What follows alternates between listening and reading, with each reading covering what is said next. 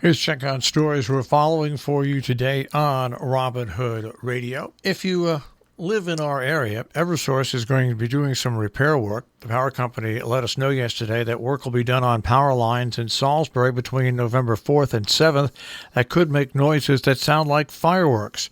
Quoting here, construction activity will take place on Eversource's right-of-way just east of Route 41 and west of Beeslick Pond near the Salisbury-Sharon border. The crews will be installing high-performance imploding connectors, he said. Electric service will not be interrupted, but the work activity is loud and sounds like a large clap of thunder or commercial fireworks. Quote, this noise may be startling for some people or animals. There may be up to 2 implosions conducted per workday. Work hours are generally between 8 a.m. and 4 p.m. From the Lakeville Journal and the Millerton News, Northeast has signed a new 2-year police contract with Millerton. The Northeast Town Board approving that 2-year police contract at its October 8th board meeting. Town Supervisor Chris Kennan described this as months of work and input. It's the first time the two municipalities opted for a 2-year contract rather than a 3-year contract. Meanwhile, the Amenia Town Board met in Town Hall with its attorney, Ian Lindars. It opened the public hearing for the tax cap override, which closed moments later with no comments at all. The board adopted a local law to override the tax levy limit for the 2021 fiscal year. The board approved a resolution to authorize a streetlight conversion by the New York State Electric and Gas Corporation to replace existing neon non-light emitting diode light fixtures in town with LED fixtures. Town Supervisor Victoria Perotti said there are 217 Cobra Head streetlights eligible for conversion to LED.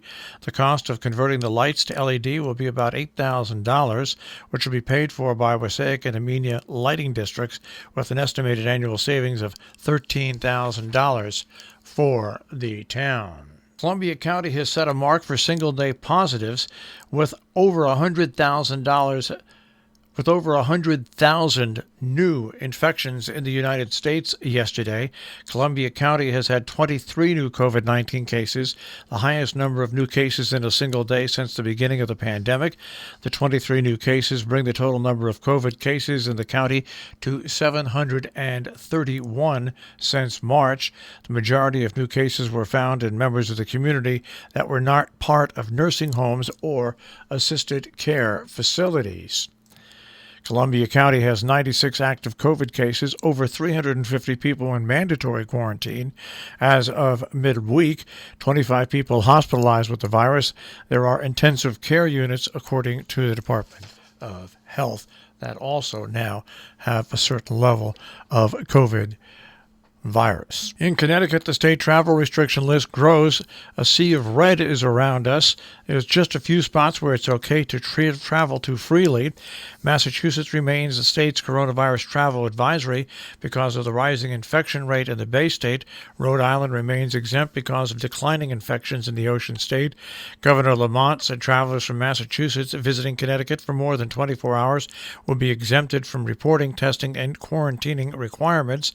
Connecticut, New York, and New Jersey have agreed, amid rising infection rates in each state, to exempt each other's residents from its tri-state travel advisory that was put in place.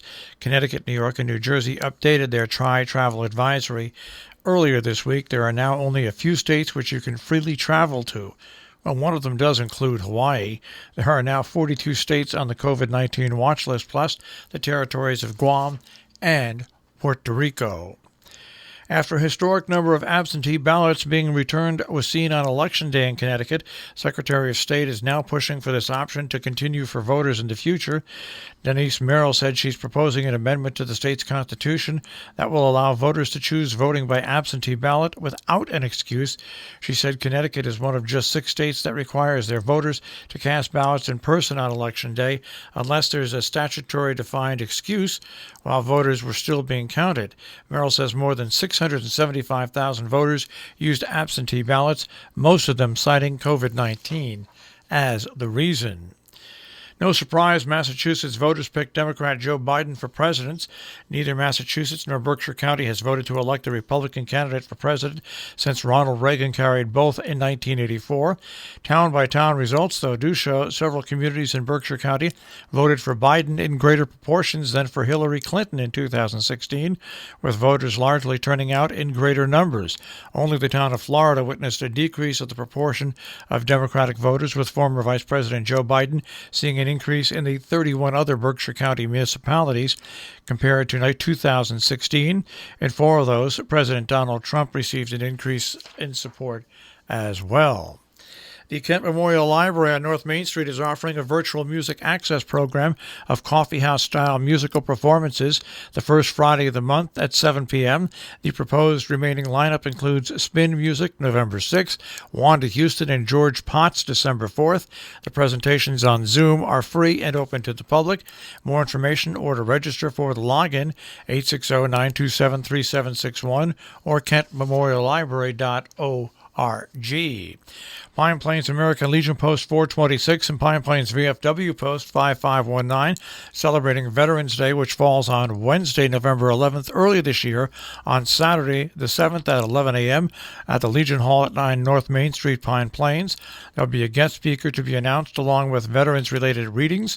Students from Stissing Mountain Junior Senior High School will be present dressed in different military garb from throughout U.S. history. Of course, social distancing and masks will be required. There's an art opening at the Hotchkiss Library in Sharon by Karen Lesage. The paintings, November 7th, 3 till 5 p.m. That work will be on display the 7th through January 2nd. The opening reception will be Saturday from 3 until 5. The reception will be outdoors, weather permitting. Individually packaged refreshments will be served. 6 individuals at a time will be admitted to view the work inside. In Cornwall on the 7th from 9 until 10, the Cornwall Association has their monthly meeting. It is a Zoom meeting. And from 3 to 4 on the 7th, the Fresh Air book signing with Jackie Schiller is happening at the Wish House. On Saturday, the South Armenia Church continuing its popular annual autumn event, this year providing takeout from 3 until 5 p.m. at the Parish Hall, 229 South Armenia Road in Wassaic.